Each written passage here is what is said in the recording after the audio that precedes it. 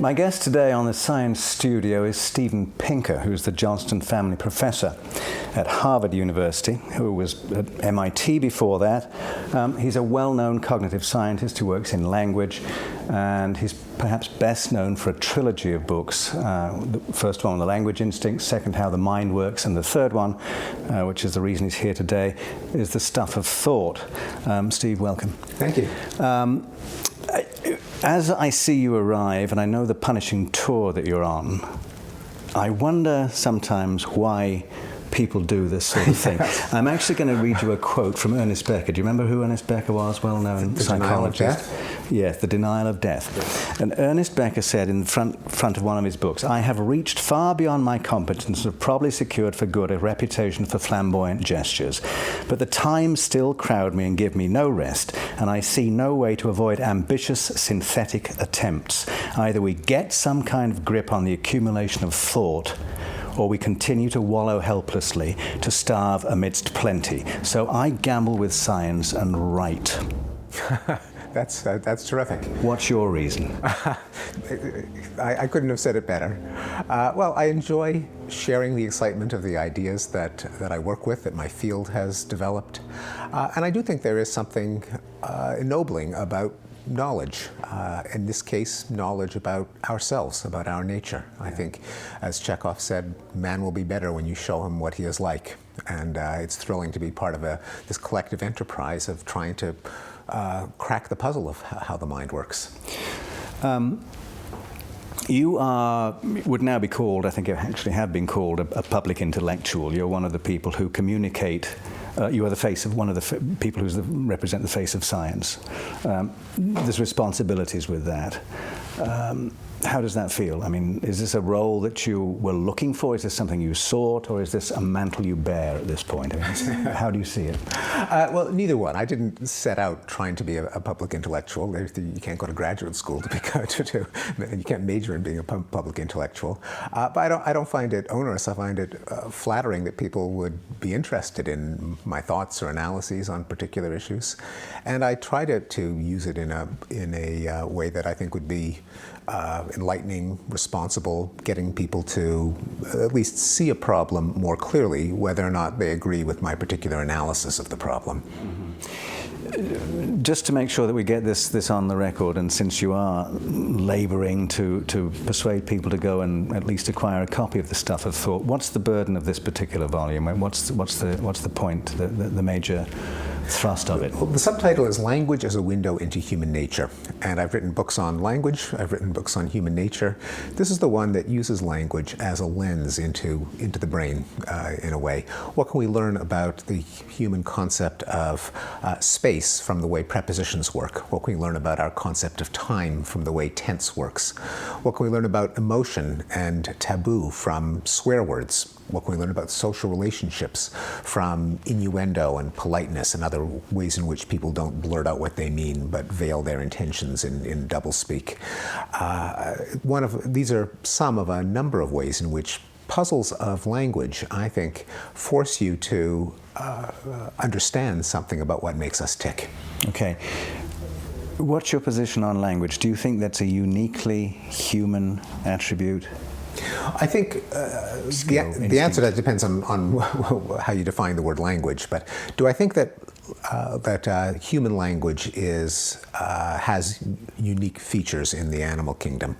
Yes, I think it does. That is, I think that a lot of very special things happened in the 6 million years since we split off from the common ancestor of chimpanzees. I don't think communication is unique to humans. Clearly it isn't. Animals jabber and call and signal in many ways. But I think grammatical language, that is, conveying a proposition by the way in which you arrange symbols for the concepts that make up that proposition, in such a way that the meaning of the signal depends not just on the elements, but the way they're arranged, and that where there's an open-ended system of giving you an ability to express an unlimited number of ideas. That, I think, is unique to humans. When we first talked on television, at least. It's over a decade ago now. And we were talking. You just had got the galleys back of the language instinct. So there's obviously a continuity here. The language instinct. Could you elaborate what you mean by an instinct? Yes, well, the title comes from a quote from Charles Darwin. Man has an instinctive tendency to speak, as we see in the babble of our young children, whereas no child has an instinctive tendency to bake, brew, or write. And I think that captured the sense in which language has some evolved innate basis, an idea that's much more closely associated with Noam Chomsky, but that I think Darwin said first. And I think even though, as Darwin himself continued, he called it an instinct to acquire an art, which was the title of the first chapter, clearly what we inherit is not a particular language or a set of words or constructions, but the ability to combine words according to grammatical rules, I think is a special feature of the human brain, something that is a product of evolution, even if the content itself has to be filled in by our community. This is obviously a larger debate, which goes at one extreme, nature versus nurture, one extreme, constructivism, whether you're constructing representations of ideas and so on and so forth, or whether they are innately given, even possibly an expansion of something represented in the genome. I think the details of that would be too complex for us to sort of spend much time on now, and the controversy will range on. But how do you differ from Chomsky on this? I mean, do you actually think there is such a thing as an innate module for language? I wouldn't call it a module because it is so interwoven with other parts of the mind. Language has to be connected to perceptual faculties so that we can hear and read, to short-term memory so that we can keep in mind how we intend to complete a sentence as we begin it, with social cognition so that we can choose our words to maintain a relationship. So instead of the word module, I like the word a mental organ, which is actually from Chomsky, to give credit where it's due. In the same way that the blood is an organ, even though you can't draw a dotted line around it, and it obviously interacts with many other parts of the body. The word I prefer to modularity is specialization. That is, it's a complex system. It's got parts that work in particular ways to do particular jobs and to talk to one another. The brain is not spam. It's not there's no single principle that governs learning in all domains, I would argue. But that doesn't commit you to a bunch of snap-in modules that don't talk to each other either. Mm-hmm. But an evolved specialization. Yeah. What's the best theory we have at the moment about how such a specialization might have evolved? I mean, what are the... You mean at the genetic level or the selection pressures? Yeah. The genetic level we don't know, although I think we're going to learn, because with the revolution in genomic tools, we'll be able to find genes that have more of an effect on language than on other faculties, and using statistical patterns in the genome, see whether and when selective forces fix those genes in our genome. That's already been done with at least one gene that seems to have a large effect on speech and grammar. In terms of the selective pressures, I think that's much clearer, because we know that any intelligent system benefits from being able to exchange information with other intelligent systems. That's why the internet makes a computer more powerful than if it was just sitting unplugged from the net. We know from simulations that intelligent agents are under a selective pressure to be able to pool information with one another. And we know that humans are unusual, not just in having language, but in two other traits that are also unusual in the animal kingdom and that are exactly what would make language most useful. Number one, we acquire a lot of knowledge about our environment. All human cultures have technologies, tools, intuitive theories about how the local environment works, intuitive biology, where people are acutely aware of the different species that are around them, complex chains of behavior in order to make a living. So we have something to say to one another, namely pooling our hard-won acquired knowledge. And number two, what also makes humans zoologically unusual is the degree of cooperation that we have among non-relatives, where you can't just explain it by kin selection. We exchange things, we cooperate, we exchange favors, and information is an excellent commodity to exchange, because if I tell you how to catch a fish or how to detoxify a plant poison, it's not as if I'm now bereft of the knowledge. Information is a non-rival good. I can share it with you at very little cost to myself. And so literally talk is cheap. Talk is cheap. Yeah. And we're on speaking terms and we have something to say. So I think the triad of language, technological and scientific know-how, and social cooperation reinforced each other and co-evolved in a kind of a spiral of co-evolution, bringing us to the point we're at today. Just let's skip back a little bit and find out the trajectory that brought you to this point and working in language. I mean, you were born in... I was born in Montreal, part of the English-speaking community in Montreal. Grew up there, spent my first 22 years in Montreal, went to McGill University, then went to graduate school at Harvard, and pretty much have spent the rest of my life bouncing back and forth between Harvard and MIT, with interludes at Stanford and sabbaticals at Santa Barbara. Well, there's a great, actually, bouncing back and forth is an interesting way of putting it. I mean, there were lots of pieces written about your shift from MIT to your current job at Harvard, where it was talking about poaching you and trophy professors. There was a whole piece you must remember on this. Yes. In other words, you were valuable goods that were transferred at some point. Do you find do you find it a sort of a strange experience to go through? Oh, I was flabbergasted.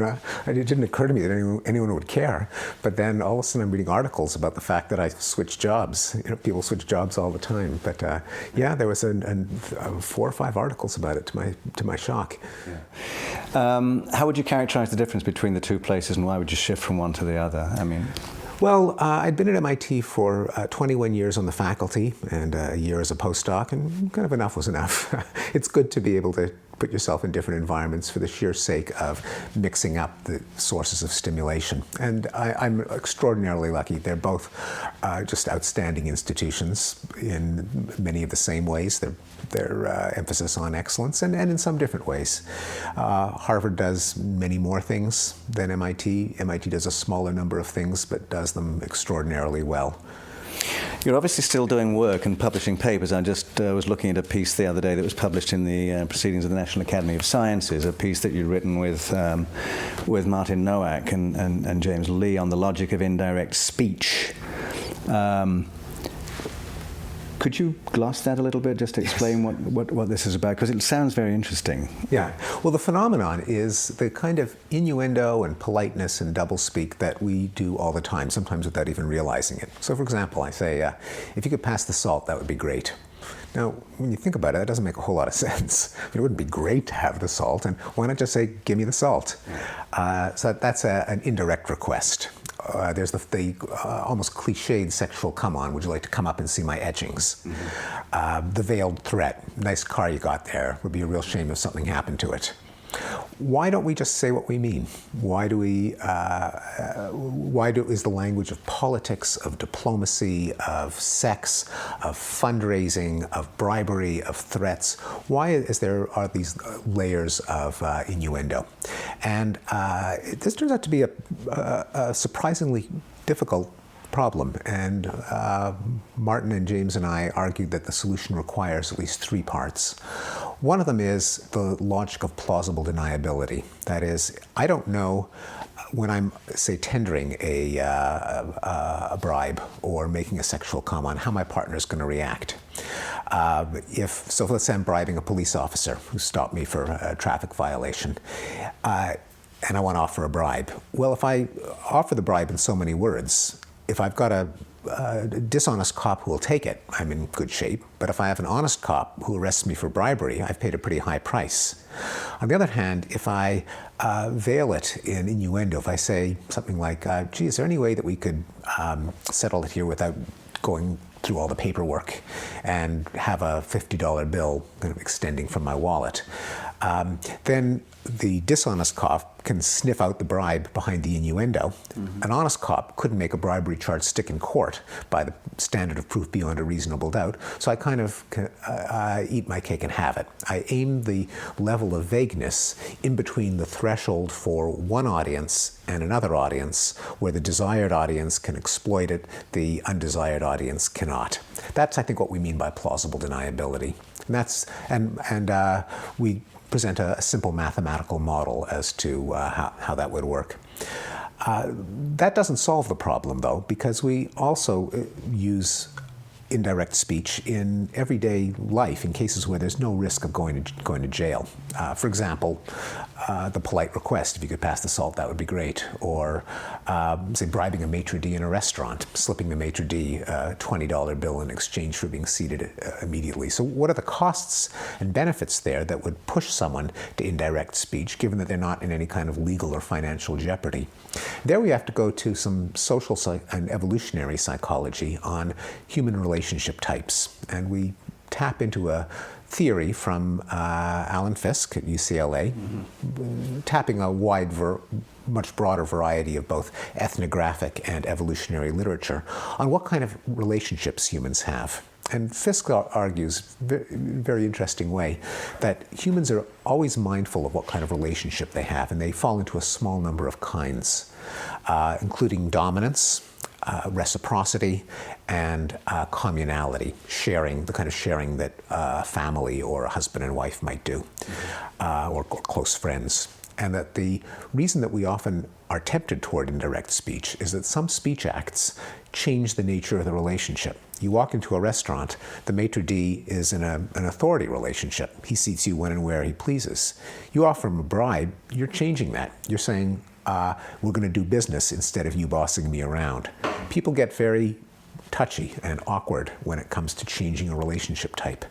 So that makes the maitre d' scenario a lot like the cop scenario. Even though you won't go to jail, that feeling of awkwardness of changing the relationship type if the other person wants to keep one relationship and you're suggesting another can duplicate the game theoretic mathematical structure of an overt bribe where there are costs and benefits. And that's the second part of the theory. There's a third part. I don't know if I'm starting to bore the audience right there. So, the reason I asked about this is that a lot of science these days is actually can be applied to an understanding of what's going on in political systems. Oh, yes, right. Language, the way you're dealing with language and the way somebody like, say, George Lakoff would deal with language, although you guys differ, at least begins to make more explicit what is going on in political systems and in candidates. On the other hand, you've got people like Marco Iacoboni or various other cognitive scientists, Drew Weston, who are looking at brain scans to see if they can try and understand what's a liberal brain look like, what a conservative brain looks like. Some of this stuff is early days and a little worrisome in the enthusiasm with which people have embraced it, perhaps. I'm not sure about that. What do you think? Yeah, I think some of it is at the early stage, and some of the applications, I think, are often clouded by the fact that the scientist often has such strong political convictions that they, I think, sometimes jigger the science to put their side on the side of the angels and to make their political opponents look like idiots. So I think it's a danger that you have in the application of science to political discourse. But nonetheless, I think it's an important enterprise. It's, I think, an extension of what our best political critics have often done, namely to try to see through the cant and the manipulation so that we can evaluate policies and candidates on their merits. George Orwell being the most famous in terms of analyzing how the political system often perpetrates great crimes and atrocities by the use of euphemism.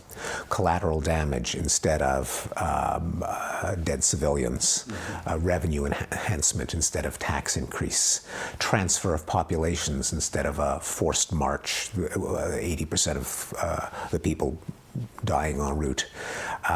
So that is a tradition where Orwell consulted his own intuitions, and he was, of course, a superb amateur linguist.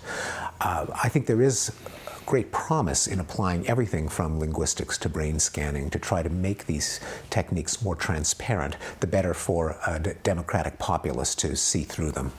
Yeah, one of the primary functions, as you know, of the Science Network is to try and illuminate areas at the intersection of science and social policy. We've been doing an annual meeting called Beyond Belief. The third one, which is coming up, deals very much with neuroscience, anthropology, and so on, linguistics, and so on, the applications of sciences to politics and to ethics, to law, and so on and so forth. The title of it is actually Candles in the Dark, which we use as a Science Network brand, if you like, borrowed from Carl Sagan, yes, who talked about science as a candle in the dark. And one of the things we're asking people who come to the meeting to do is to suggest pose a problem, something that exercises them at this point, at the intersection of science and social policy, and suggest a possible solution. I know you can't make it this time, but if you were to be there, do you have a candle in the dark? When it comes to applications, I'm wary of making prescriptions just because I think you really need a lot of expertise in that particular applied domain before being able to say anything helpful. So, for example, I do think that there have to be implications of, say, language acquisition, one of my specialties, for the teaching of a foreign language to kids. On the other hand, I haven't spent time in a classroom, I haven't evaluated programs, I haven't designed programs, so the kind of advice that I give would have to be very generic. This is the way to think about it, here are some things to keep in mind, but I would hesitate to say, here's a solution to the problem, being one step more abstract than the actual people in the trenches. And likewise, I can list some areas, social problems, where I think the kind of things that I write about would provide insight to people who are trying to solve the problems without myself feeling confident in offering a solution. So I'll mention some others. Our moral sense, the fact that we humans, I think, are apt to press a moral switch in framing certain problems. And that, I believe, can get in the way of sound policy making. So, for example, in the handling of global warming, perhaps our biggest global challenge, is it possible that some of the most popular solutions are going to be ineffective just in terms of the sheer atmospheric chemistry, but people are likely to look that way because it makes them feel virtuous? For example, buying carbon offsets when you buy an SUV and you plant a tree. You buy a Prius instead of a Corolla because it saves a couple of miles per gallon. Are those kinds of measures really kind of perhaps even useless? Because in giving people that moral glow, they divert attention from solutions that would have a much bigger quantitative impact on the atmosphere, but might be either be less sexy or might even seem immoral on the face of it, such as atmospheric engineering or increased reliance on nuclear power. Now, I'm not saying that I'm advocating nuclear power as a solution to global warming, but advising people that in evaluating these options, our own moral sense might stack the deck away from the ones that ultimately would lead to the best outcome. So that's a second example. A third example might be education. How can we tap into the child's concept of number, of space in teaching arithmetic and geometry? Another one would be seeing through political discourse. What are the techniques that hide the truth behind euphemism? And is there any way that we can change the political discourse so that politicians are less likely to stick to empty platitudes and more likely to offer specifics without committing suicide at the public stage? I would say that just about anything, any study of the human mind has applications, and I could tell you what the areas are without being the doctor that comes in with the cure. Okay, let's deal with the morality issue, because we do a lot on this sort of stuff. You wrote a cover story for the New York Times earlier this Sunday year. magazine earlier this year. I don't know whether you came up with the cover line or they did, but it was the moral instinct. They did. So The editors always choose the titles. all right. So, and they obviously thought, well, this is nice. Did the language instinct. This is the moral stuff. Let's do the moral instinct. But that does convey a message, doesn't it? I mean, I looked at it and thought, hello, another module here. Reference to Mark Hauser, talking about a moral grammar, based analogous to Chomsky's linguistic grammar. And yet, many people would argue that surely morality is not just some sort of given. It's something which you build up through a lifetime of experience, and the different moral codes apply in different places. We'll come back to that in a second, but some of the experiments that have been used, like the notion, the trolley experiments, which is now being called trolleyology. Yes. The notion of whether it's appropriate to, why don't you actually describe that problem? Yes. This is, I think, originally devised by Philippa Foot, wasn't it? Philippa Foot, yes, that's right. So it's basically trying to make clear what our intuitions are in cases of utilitarian calculations differing from some instinctive moral tendency. So, classic problem: a trolley is running out of control on a track. Conductor slumped over the controls, dead of a heart attack, is about to slam into 5 people. You're standing at a switch. You can divert it to a side track. Unfortunately, there's a worker on the side track, and so by saving 5, you would kill 1. Is it permissible to divert the trolley? Most people say yes, in pretty much every culture that's been looked at. If you change the terms of the problem in what might seem to be an ethically irrelevant way by saying you're standing on a bridge overlooking the tracks, trolley's out of control. The only way to stop the trolley is by pushing a fat man in the path of the trolley, slowing it down. Save 5 people at the cost of killing 1. Is that acceptable? And now most people say no. By utilitarian calculus, both involve sacrificing 1 to save 5. Why is there such a strong intuitive difference between the two cases? So that's trolleyology. Right. And I think it's part of a much larger set of issues concerning the moral sense. I think probably too much attention has gone to that particular and in some ways artificial problem. Just to get back to your concern on the title, I wouldn't have objected to that title. I think there was, even though I didn't select it, I think there is I think there is a set of moral instincts. I don't think it's a single module. And in fact, the main part of the article is that psychologically, what we deem as moral has at least 4 distinct components, and when cultures vary, they vary not by having arbitrary codes that come out of the blue, but in how much weight they give to each of the 4. The 4 being harm and benefit, that is the kind of fairness of not harming someone unless they deserve it as punishment, and if someone helps you, you owe them help in return. The moralization of hierarchy and autonomy. Many people think that deference to legitimate authority is a moral thing to do. Our celebrity worship, loyalty to country, patriotism.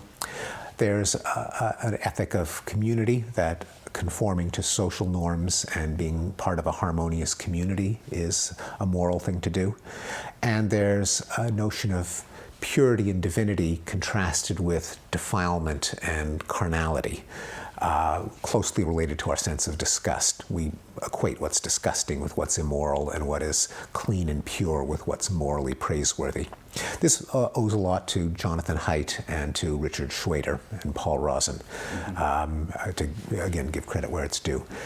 The idea that there are different psychological components to the moral sense, I think, gets around the problem that on the one hand there is something very peculiar about morality. It's not just something that you could pick up by interacting with things or people in the world. You don't have to have morality, and moral reasoning has a number of inexplicable quirks, such as the contrasting intuitions in the trolley problem. And we know that morality is something you find in all human cultures. We know there's a small fraction of people, psychopaths, who seem to be lacking a moral sense. So on the one hand, there is evidence for universality. On the other hand, there is cultural variation. But I think you can reconcile those two observations by noting that there are these different components that can be emphasized or suppressed. Ours is a culture where fairness and harm dominate the other spheres. In more traditional societies, fairness takes a back seat to deference to authority and respect for community, for example. But it's very much analogous to language, where if anything is innate to language, it certainly can't be the English language or the Japanese language, but it could be a system for a combinatorial system. Sure. Again, what worries me about some of this stuff, in the same way as one taking initial brain scans and making a large story out of them, what worries me about this is that as you just said, that the trolleyology thing has become the focal center of all of this and has become the test case. As you're probably well aware, there's a lot of people have been sort of working on that. David Pizarro at Cornell, in fact, has shown that if you change the context of that and put African American people onto the trolley or vice versa, then the whole experiment changes. So it does seem to be context dependent to some extent, and that's why I was raising the issue about how one could think of there being something so concise as an instinct or as a module for that, when in fact it seems to be developed through one's life experiences, one's experience of status and relationships and so on and so forth. And well, those aren't contradictory. No, they may not be. I don't know about this Pizarro experiment, but certainly the contrast between the two paradigm cases is a very empirically robust phenomenon, right, and is found in pretty much the same proportions in every culture that's been tested. But of course, it is sensitive to context, which is why there's a kind of science of trolleyology, in the sense that that's how you probe the moral sense, by seeing how variables such as how direct is the causation, how intended, how foreseen, is the harm a means to an end, or is it an undesired byproduct? It's the context sensitivity, the sensitivity to those variables, that makes it a useful research tool. I think the jury's obviously out on this, and we spend a lot of time at these meetings discussing this precise issue because it seems to me to be elemental and very important. And I suppose the good point to take from this is that there is now beginning to be the beginnings of a science of morality, which I think is a science of moral sense, which I would distinguish from morality. Okay, science of moral sense. I take the correction. Yes. If you had asked me a few months ago what Steven Pinker's next book was going to be, and I didn't know, I'd have said, "Oh, he's doing the moral instinct. I mean, it must be the next book." But I see that, in fact, if I'd thought a little harder and looked around a little bit, I would have found that it is not going to be that. What I have here, in fact, is one of the EDGE annual questions, yes, that John Brockman's group puts together. This is the volume, What Are You Optimistic About? And I notice in here that you are optimistic about the decline of violence. And you also wrote a piece for the New Republic, arguing that we're getting nicer every day. Was again some editor's line, I suppose. Yes. But you're talking about a history of violence here, and you're arguing that in fact things are improving. How on earth do you read the newspapers? Yes, well, I do read the newspapers, but remember, the newspapers just tell you what the rate is now, and it's true, the rate of violence is not zero. But the claim isn't that violence has vanished. The claim is it was even worse a while ago. And in fact, a lot of the evidence is all around us, but But I think there is a cognitive bias to think that the present is more violent than the past. In fact, I've done experiments to show this, that people are systematically incorrect in judging rates of violence in different eras. So here's some qualitative things. Just, you don't even have to look at numbers or graphs. But over the last millennium, say, certainly in Western societies and to a lesser extent in others, we've gotten rid of human sacrifice, of slavery, of torture as criminal punishment, mutilation as criminal punishment.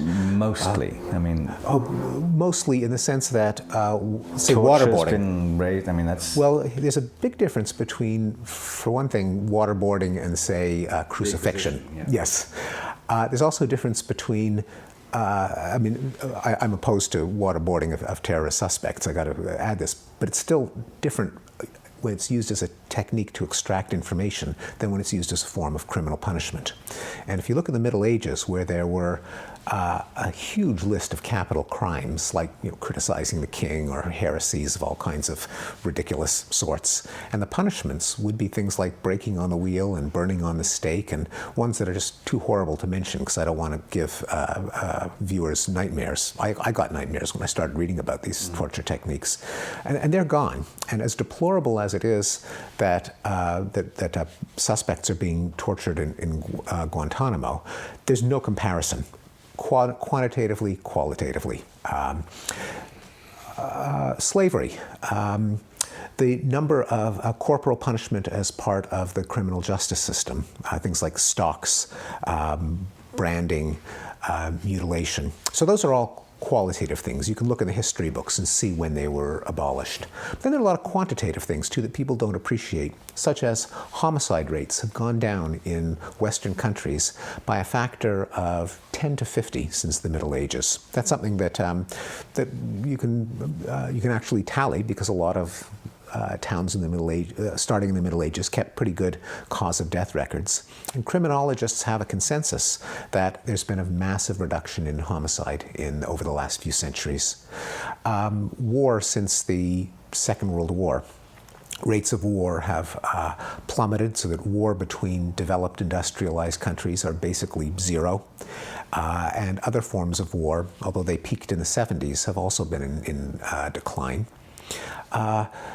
Entertainment. We no longer torture animals as a form of entertainment. There's a long list of ways that people don't realize it until you present it to them, of how, in many ways, the old idea of the rise from savagery and barbarism may have had something to it. The question is, what is it about our sensibilities, our foresight, our empathy, our knowledge that allows us to repress these violent tendencies, which you do see popping up when they're not repressed? And so as a psychologist, I find this an intriguing problem. It's a nice, for someone who believes that there is such a thing as human nature, as I do, it's a nice kind of challenge as to how behavior can change, even if there's something about our nature that hasn't changed. What is the dimension of variation? Is it that our sense of empathy can expand to encompass greater proportions of the Earth's population? And if so, what drives our empathy circle outward? Is it that the functions of the prefrontal cortex of inhibiting behavior and counting to 10 before you wallop someone, anticipating the consequences of committing violence, kick in? And if so, why are we better at using our frontal lobes than our ancestors of a millennium ago were? There's 6 directions I want to go in now, which is one of the fun things about talking with somebody who ranges so widely. It's also a constraint. Let me take one position there, which is that we talk a lot at some of these meetings about issues like religion, faith, belief. You grew up in Montreal from a Jewish background, right?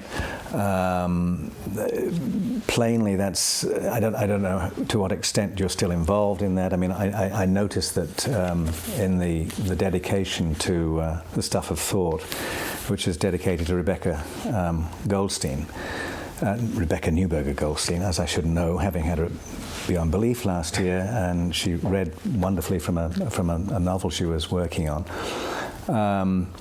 You say that you describe her as my bashert, to whom this book is dedicated. I gather that means soulmate, and I gather that... Yes, well, it's Yiddish for, it's kind of more like destined. Destined. Yes. And I gather that you actually now are married. Yes, that's right. Well, we like to say we eloped, but the cat is out of the bag. The cat is out of the bag. Well, to what extent, in dealing with these sorts of issues, does having come from a Jewish background color the way you think?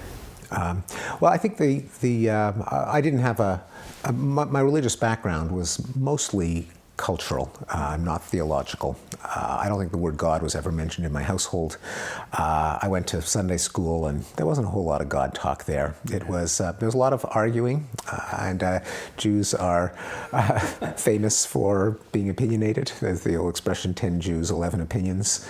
Right. And so that tradition, perhaps handed down from Talmudic disputation, was very much part of my Jewish education. Maybe it's part of my personality. I'm very happy to acknowledge the influence of Jewish culture on my own thinking and personality. But for me, it's a cultural endowment and gift. It's something that I have a great deal of affection for. I think in the way that, say, an Italian American would have great affection for everything Italian. It is certainly not theological, and nor is it. That is, I'm an atheist, so the advantage of being Jewish is that there's. It's kind of a don't ask, don't tell kind of religion, where as long as you do the right things, no one cares that much what you think. And of course, I don't do them either in terms of being religiously observant, but I do mine the cultural tradition for the humor, the language, the tradition of intellectual disputation. I also I used to think, and this was very much part of my background, that Judaism was the original source of morality in the Western tradition, that the Jews gave morality to the world in the form of the Torah and the Ten Commandments and so on. And I don't believe that anymore. I mean, I don't think there's anything, I don't think the Jews have been immoral, but I think that the source of morality goes back to the Greeks and was really developed in the Enlightenment, and that the Bible is a pretty rotten guide to how we should treat each other. Again, 6 directions to go there, but because you've actually written about this, there's an additional point I want to raise here, which is that you've written about why is there such a preponderance of intellectual brilliance in such a small community, and how could that possibly have arisen? And you've written on this. Would you like to sort of scout the argument a little bit for me? Yes. Well, I was writing, explaining a proposal by a geneticist and an anthropologist, Henry Harpending and Gregory Cochrane, on where they argued that it's not Jewish mothers, it's Jewish genes, and a very controversial hypothesis that selection for the middleman niche in medieval and early modern Europe, that is, merchants, retailers, moneylenders, involved Darwinian natural selection on genes that enhanced abstract intellectual reasoning, that it's more intellectually demanding to be a moneylender or a merchant than it is to be a farmer or a soldier or a craftsperson. And that as a result, there was a millennium or so of selection, and the outsized representation of Ashkenazi Jews in intellectually demanding professions and pastimes, like chess, is a product of that. I didn't endorse that hypothesis. I don't know if it's true. I think we don't have enough evidence to believe it. But what I did do is try to explain it, including the empirical tests that would show whether it's true or false.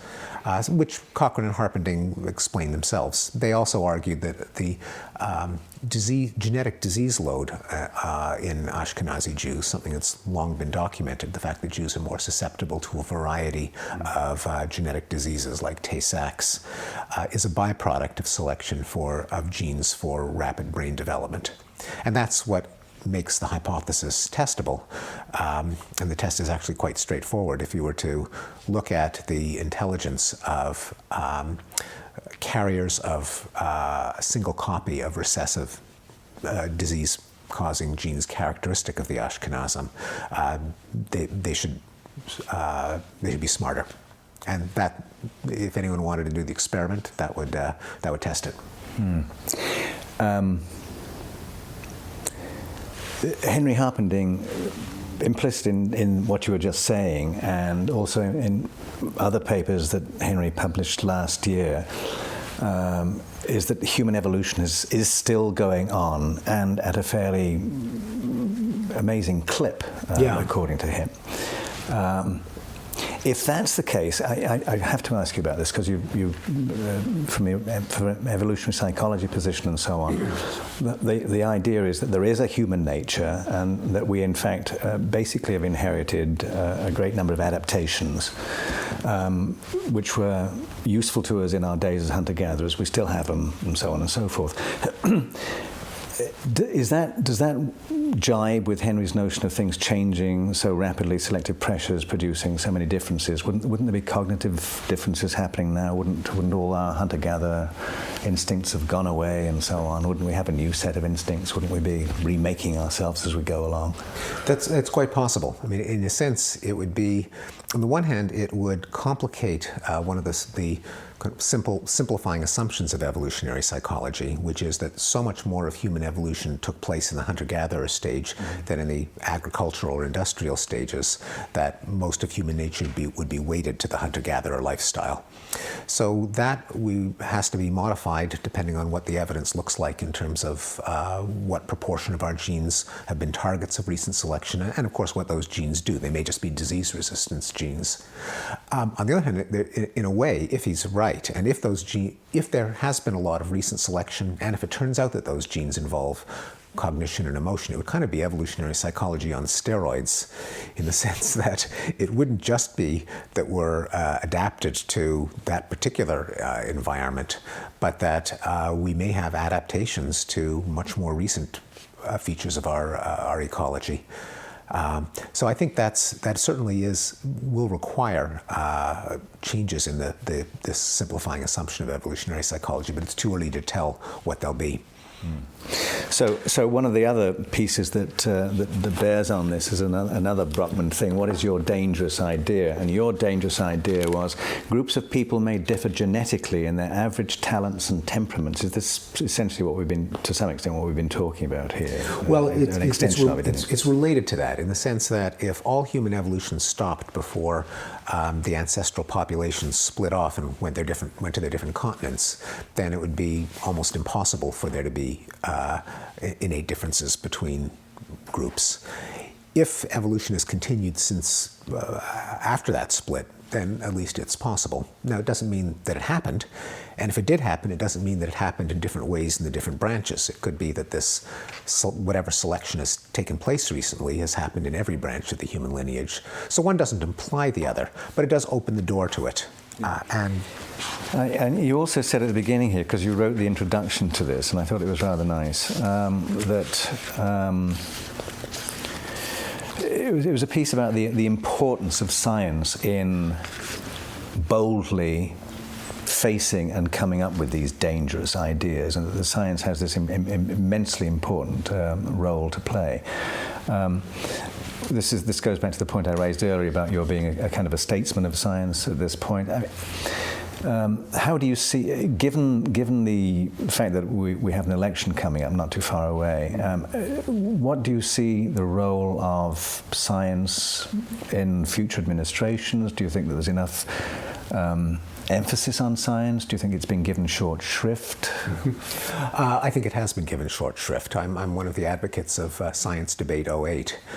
We will have some of those people coming to Beyond Belief. So very good. Yes, the idea that the presidential candidates should have one debate on science and technology.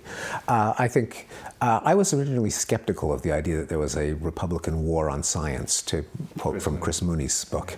But I think there's a lot. Unfortunately, there's been a lot to that. That there's been a suppression and a hostility of science in the last 8 years, and which I dearly hope will be reversed. For one thing, we have to have a grip on reality. If climate change is happening, we better do something about it. We have to know what the facts are. I think there's enormous potential for mitigation of human misery in biomedical research. If we've got a bioethics council that's trying to say that every advance in genetics is going to lead to Brave New World based on pure science fiction dystopia, then I think that has enormous potential for increasing human suffering. The President's Council on Bioethics just produced a report which was entitled Human Dignity, a concept which they were unable to define and had great problems with, and you wrote a piece about that in which you said, dignity is a useless concept when it comes to above and beyond human rights or human autonomy. That is, if you prevent people from harming others or constraining their freedom, then you have everything that you need in a bioethics, and this additional concept of human dignity adds nothing. Let me be concrete. What are we talking about? Imagine that you had some procedure that made people happier and healthier.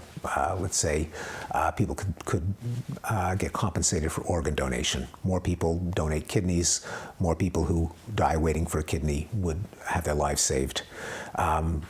What's not to like? Well, the argument is that compromises human dignity. If you put money in someone's retirement account for donating a kidney, you're making it a commodity, and that insults human dignity, and so we shouldn't allow it. I say, if the price that you're paying is tens of thousands of people dying needlessly, then dignity is not doing any moral good. In fact, it's doing moral harm. Likewise, if there is a research on embryonic stem cells, if that has the potential to make human lives longer and happier and healthier at the cost of some nebulous notion of human dignity being compromised, then so much the worse for the concept of dignity. We don't need it. But there's so many people in that report obviously were deeply concerned about this as a concept. There has to be, let's just dig it a little bit deeper. I mean, there has to be something there that means something to people, even if it's a kind of a folk psychological term that hasn't been properly understood and hasn't been unpacked properly. Plainly, if people say things like that they would like to die with dignity, there's something meant by that. Okay, yes, no, that absolutely. And of course, note what you're doing there. You're respecting people's wishes, and so it boils down to what other bioethicists sometimes call autonomy or rights. Namely, people have the right to live the lives they want as long as they're not harming someone else. So dignity is something that each one of us values for ourselves, and to that extent it ought to be respected, just as all our other interests ought to be respected. Dignity is also something that we should cultivate in the sense of making it harder for people to be tempted to harm one another and more likely to respect one another. So as a good emotional reaction, it's something that we should foster. But when it's brought in this very abstract way to outlaw procedures that actually save lives, that actually cure diseases, then I think it's an abuse of dignity, that we use it in cases where it's something that people want to preserve for themselves. And when people voluntarily relinquish dignity in search of some higher good, like not dying, then I think we should respect that. The case of the compensated kidney donor perhaps being the clearest. values often formed in the home, going back to Montreal and your family. Your parents were any science background here at all?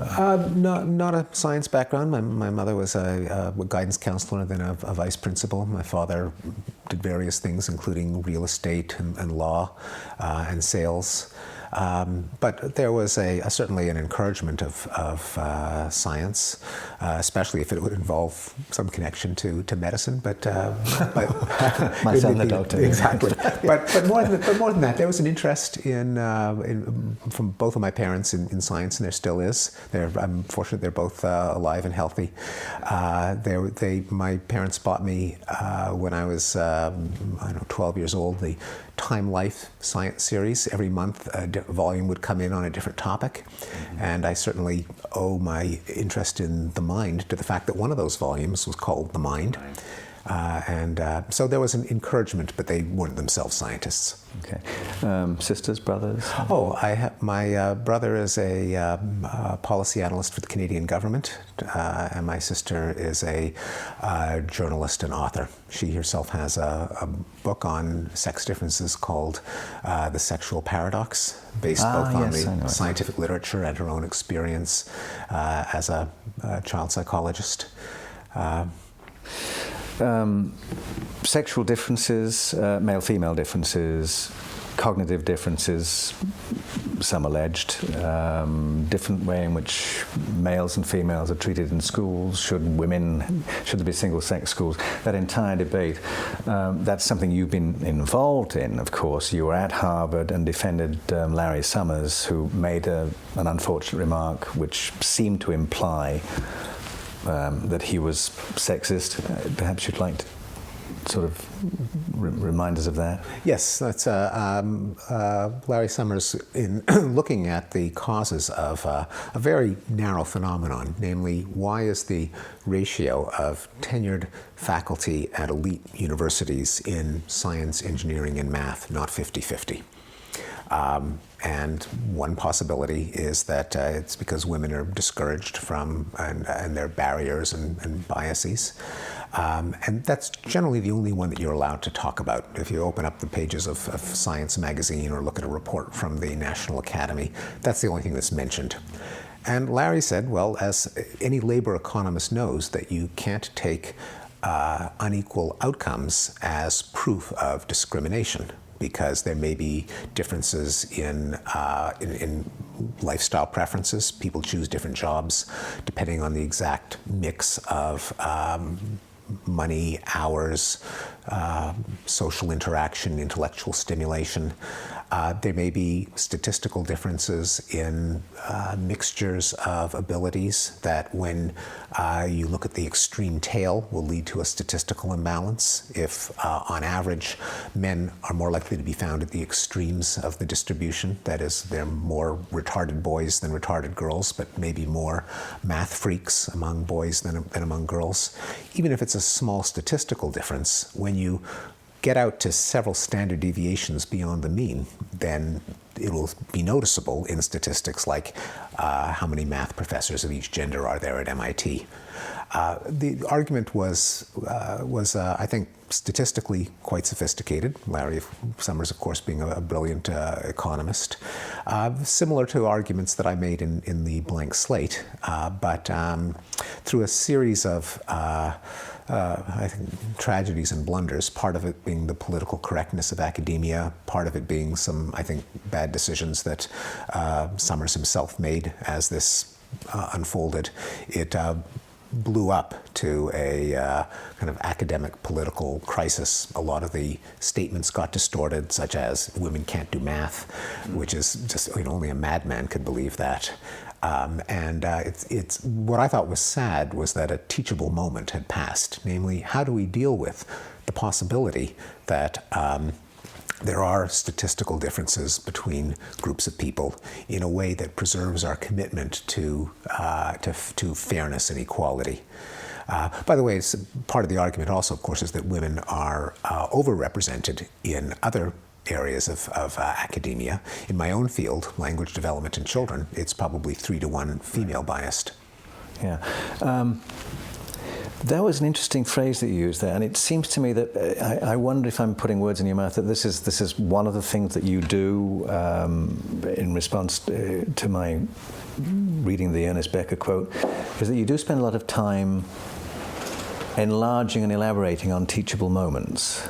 And that seems to be your trade, if I could put it that way. In terms of the so-called public intellectual side, yeah. That's right. Often, and it's often just because of the dynamics of publishing, namely, editors like some news hook when they assign a piece, and when I hear one that's a good opportunity to explain some cognitive science, that's when I will jump in. I made a slight error earlier when I said that this was the third book in the trilogy. I sort of forgot the blank slate for a moment there. So it was really Language Instinct, How the Mind Works, Blank Slate. And then there's my book on irregular verbs. Words and book on irregular verbs, which my little friends. Just sort of leaps off the shelves. Yeah, right. And then the stuff of thought, right? If you had not been a scientist, what would you have liked to have been? Certainly some kind of educator. I think at one point I wanted to be a math teacher. I also fantasized at one point about being a computer programmer, but I think that would not have been as fulfilling a career. You must be very diligent at this computer. I mean, I asked you years ago, how on earth do you manage to assemble all this information? Because the books are absolutely full of information. There's cartoons. Do you have a staff of people finding cartoons for you and jokes? No, I don't. But like many people now, I get them involuntarily by email. Oh. I save the ones I like. I read the comic pages in the Boston Globe. I have both physical files of clippings, and I read newspaper and magazine with the scissors. Nowadays, of course, more and more of it is electronic, and I have directories in my computer in which I store links or articles that are relevant to language or to evolution or to brain science or genetics. How do you write? I like to write intensely. I like to cordon off blocks of time in which I write morning, noon, and night, day after day, taking out a couple of hours for exercise and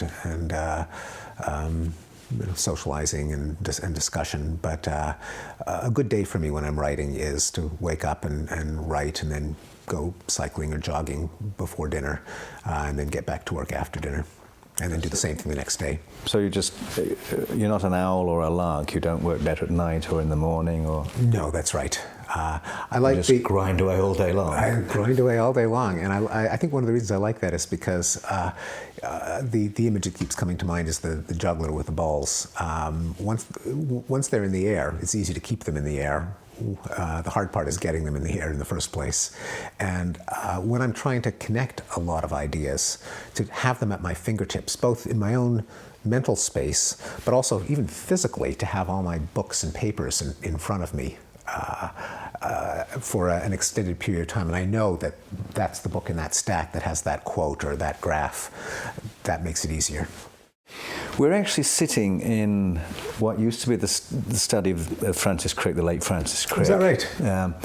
This window here, you see there's a double helix up there. Francis Crick, of course, was co-discoverer of DNA, and some people would regard him as the most eminent biologist of the 20th century. As you know, when Francis came to the Salk Institute, he then shifted from biology to neuroscience, essentially taught himself neuroscience, became immensely interested in consciousness. Yes. That's another of the areas that you work in. You have some thoughts on free will and so on, and on consciousness. These are, again, issues that come up in all the things we've been talking about, morality, religion, belief, and so on, and are being explored by scientists. Now, what's your current position on this?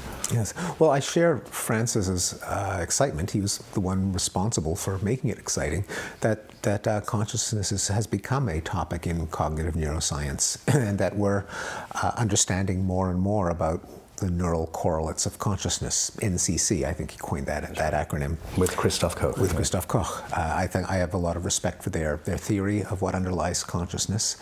I also think that there is a little nugget, a little kernel of the problem that may not be a scientific problem, the so-called hard problem of consciousness, a nice term from David Chalmers, but one that of course goes back to Descartes and before, namely that there's still a gap, and there may always be a gap as to, even after we've identified down to the last neural firing, what goes on in the brain when someone is consciousness. Why it actually feels like something to be that brain may be a puzzle that will stay with us. That's where I would place my bet. And in that regard, I've allied myself with a tradition of people, most recently Colin McGinn, but before that Thomas Nagel, David Hume, Noam Chomsky, Gunther Stent, the biochemist, and others, who have suggested that there are some puzzles that might stay with us simply because our minds are structured in a way that they can't wrap themselves around them. And the so-called hard problem of consciousness might be one of them. Although the hard problem of consciousness may not be a problem. Dan Dennett famously doesn't believe there is such a problem, which I think is preposterous, but he thinks it's preposterous that I think that there is such a problem. And it says nothing about progress ever stopping in terms of the so-called easy problem of consciousness, Francis's problem, the neural correlates of consciousness. There, it's a tremendously exciting field, and I think it's going to. I think we can expect a complete solution. Dan would say that you had to have language to qualify as conscious as well, right? In one sense, yes, and I don't. I would not agree with that. I mean, as much as I'm devoted my life to understanding language, I tend to think it gets overrated. That too much is attributed to language. That I think there's lots of consciousness that goes on without language. You have the whole of history to work with. Who would you have liked to have sat down and had a conversation with? Probably David Hume, in terms of Thomas Hobbes. I think those would be the first two on my list, perhaps. I mean, Charles Darwin, but everyone's going to say Charles Darwin. But Hume had the kind of mind where there wasn't a single topic that he thought about that he didn't have something interesting to say. And also strikes me as being a kind of a bon vivant, a wit, and just an interesting person to bounce ideas off. And Hobbes also. Hobbes, like Darwin and Orwell, contributed his name to something very nasty. I mean, Orwellian and Darwinian and Hobbesian. But nonetheless, all three of them were brilliant and quite morally sophisticated men. And Hobbes anticipated a lot of what we now call cognitive science, the idea that and neuroscience, I would say, the idea that the mind is a mechanism. That was not obvious in the 17th century, and he was uncompromising about it. I also think his analysis of violence was way ahead of its time. And it's not, I mean, what we remember is the meme, life in a state of nature is nasty, brutish, and short, which seems to imply that he thought that we had this irrational thirst for blood. But he actually analyzed the dynamics of violence in a way that we would now call game theoretic. Where he showed that some aspects of violence are what you would expect given rational agents in any kind of competition. So I think both his analysis of cognition and his analysis of violence made him well ahead of his time, and I would love to confront him with what we now know and get his take on it. Interesting. Darwin, you mentioned this. Obviously, we're coming up to Darwin at 200. February the 12th, 2009 will be Darwin's bicentennial. Also, Abraham Lincoln the same day. Oh yes, and the sesquicentennial of the Origin. Right, is coming up on November the 24th, publication of the Origin. We'll be doing something about Darwin on the Science Network on a regular basis. Perhaps you could. Do you have a my Darwin, my thoughts about Darwin, what Darwin means to me, sentiment here? Yeah. I mean, what Darwin did, and here I'm borrowing in part from Dan Dennett, is he unified the world of life and ultimately of mind with the world of physics and chemistry. So he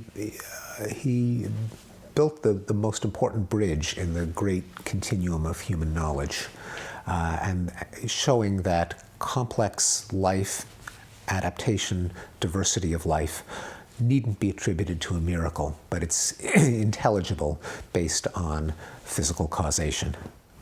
And you'd have liked to have had dinner with Darwin as well, I see. Well, Darwin, as well as being a really nice guy from all accounts, but he truly did have an extraordinary mind. The idea that was popular for a while, that he was a kind of dullard who counted barnacles and stumbled upon this theory, obviously wrong. He's an extraordinary mind. You can see that by looking at some of his lesser-known works, such as The Expression of the Emotions in Animals and Man, a book whose reissue I reviewed for Nature a few years ago, with enormous subtlety and sophistication of observation.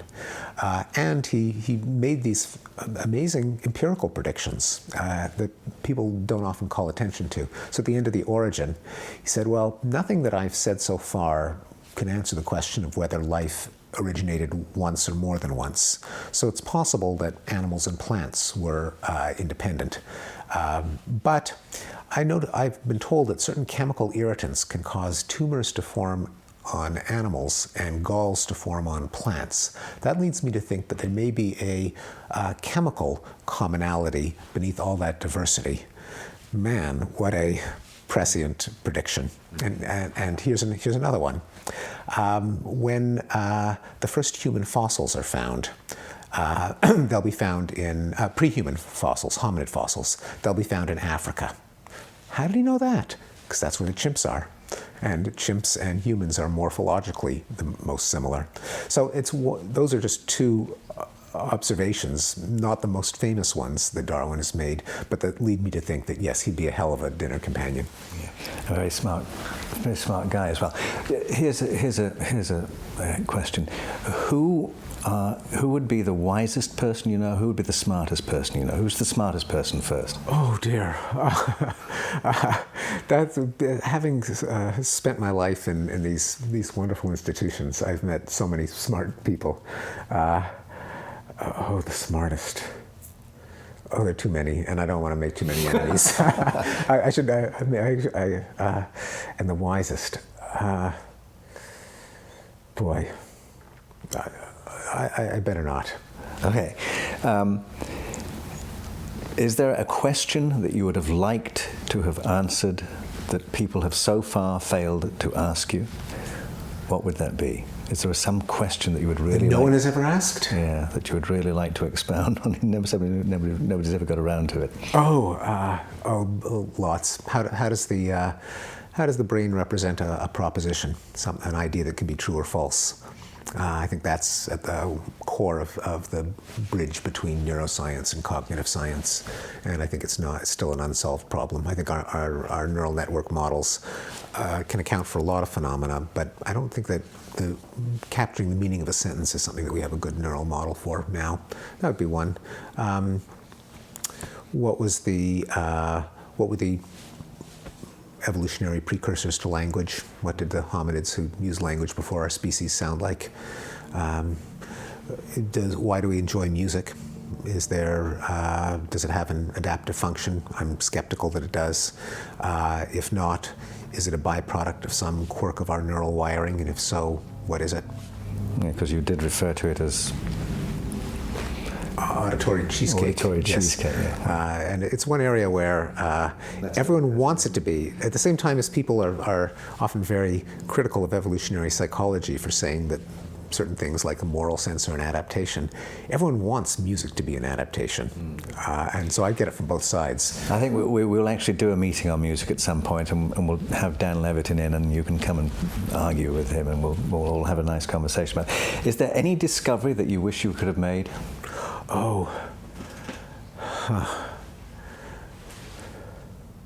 Boy, where would I begin? Just a lot. A lot. Oh yeah. To be there at the moment. Well, certainly, the discovery of the structure of DNA certainly would be up there. Hubel